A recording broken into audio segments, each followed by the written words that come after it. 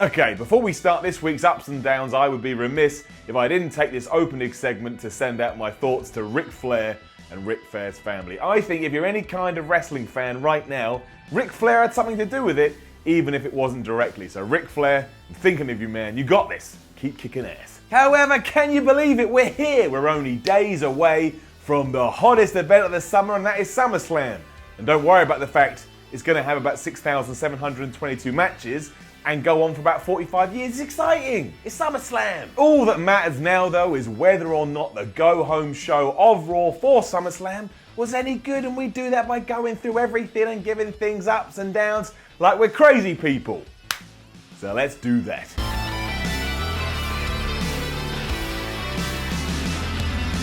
Raw started with all the nonsense between Dean Ambrose and Seth Rollins, and you know what? I think they've done a pretty damn good job with this, so it's getting it up. Not only did they come out and start bickering with each other, but tensions and emotions were so high, they had a big fight, they had a big brawl. They're rolling around, getting each other's face like two brothers. And this then led to the smart heels, and that being Sheamus and Cesaro, going, we could go out there and take advantage of this, which they did, but then Ambrose and Rollins saw the opportunity to come together and fend them off, which they also did, and then they fist bumped, the crowd went crazy, and it was just awesome, to be honest. The tag title contest is now official for SummerSlam, and while I do still hope in the long run Dean turns on Seth, if they do win the belts and have a little run, well, that would be excellent. This has been well done, the build has been great, the payoff should be fantastic. It's 2 thumbs up, and it would be 3, but I don't have a third thumb. I'm not going to get my big toe involved. That's going to be weird. Gonna give it up to Nia Jax versus Sasha Banks too. I know Nia still has a long way to go,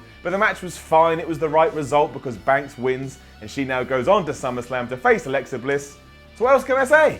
Can't say anything else. It's fine. It was dandy. It was alright. It was okay. It was average. Now, admittedly, I'm not massively invested in this, which kind of sucks for the women's title. But again, okay, whatever. Yeah, geez, alright. A huge down though for everything WWE did last night between Finn Balor and Bray Wyatt. What the hell, guys? What the hell? For some reason, they were brawling backstage, which prompted Kurt Angle to say, hey, let's not wait for SummerSlam. You have your match now, as opposed to, you know, putting it on the pay-per-view and get people to buy the network, which is what you want. You want people to buy the network, but screw that, who cares? And then Bray Wyatt won clean. And then Bray Wyatt poured some acidic liquid over Balor's head, because we're not allowed to use the term blood apparently in 2017. Blood's not real. You don't have blood in you. I don't have blood in you. Acidic liquid. Now, it couldn't have been done for TV ratings because this wasn't announced before Raw, and if this was the catalyst to bring the Finn Balor demon character back, well, there are better ways. There are better ways than this. If Balor now beats Wyatt at SummerSlam, what have we achieved here? What's progressed? Where have we got to? It's 50-50 booking gone way too crazy. We saw Wyatt win on Raw, so Balor's got to win at SummerSlam, and we got nowhere. We're back at the start. All this did was make me feel like I don't need to see the match at SummerSlam. So you negated the anticipation for one of your biggest events just like 6 days beforehand. Great work, team. Great work. Oddly, I did enjoy what WWE did with Elias and R-Truth. I know, given everything I just said, that makes me weird, but hey, I'm a weird guy. But it's getting it up. I just enjoy Elias, and I think his gimmick is really good, and I do think it generates the kind of heat you want people to generate, and, as I've said over and over again, I'm always a fan of wrestlers being used as opposed to just left in the back and forgotten about. And given that R-Truth is a veteran, and Elias is the rookie, and he can help him out, and this makes a lot of sense. Now, it's not going to win any awards when the end of the year rolls around. It's just going to be one of those things that exists and eventually doesn't exist. You know what? I'm alright with it. WWE, I support you in this decision. So yeah. I have completely fallen off the wagon though when it comes to everything with Big Cass, Enzo, and The Big Show. I just don't care. So it's getting it down. Fair play to Cass, because he does get some excellent boos wherever he goes. But then he cut a long promo, then Enzo came out, he cut a long promo, then The Big Show was there, and then for some reason so were Gallows and Anderson. I didn't understand what was going on with that. It turned into a big fight, and the long and the short of it was the heels did so much damage to Big Show's arm, he now can't use his KO punch at SummerSlam. He can't do it, it hurts, and if he punched someone he'd be like, oh, my arm hurts. So you don't want to do that. And that's great. It means when Cass does beat The Big Show at SummerSlam, The Big Show has a get out clause, because his arm hurts. Couldn't just put Cass over clean.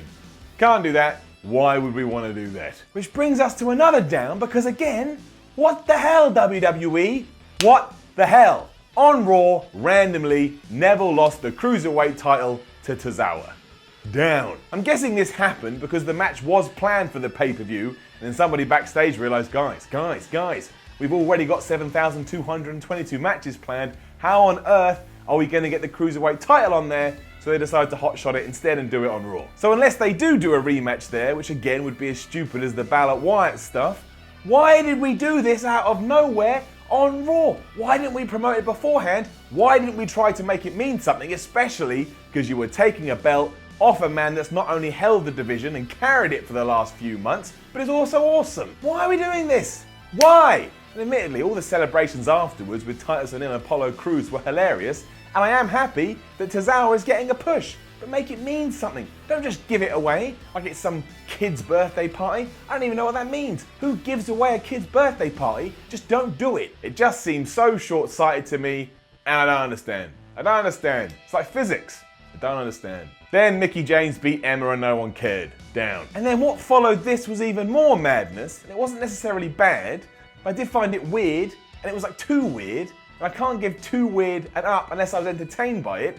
I don't think I was, so more or less it's getting a down. But in the space of minutes, we went from Jason Jordan versus The Miz to Jason Jordan and the Hardys versus The Miz Taraj. I understand why they did this, because the Revival now can't compete at SummerSlam, so you've got to do something with Matt and Jeff. Matt and Jeff can't just not be on SummerSlam. So yeah, I guess this is going to be a 3-on-3 match there, and probably on the pre-show, but we couldn't come up with something better than this? This is all we have? Also, the Jason Jordan thing at the moment is falling flatter than a pancake, and this isn't going to help it at all. It just felt like it was all thrown together at a moment's notice, and it probably was, and that's no good coming off an angle that was meant to be the biggest thing WWE had done in years.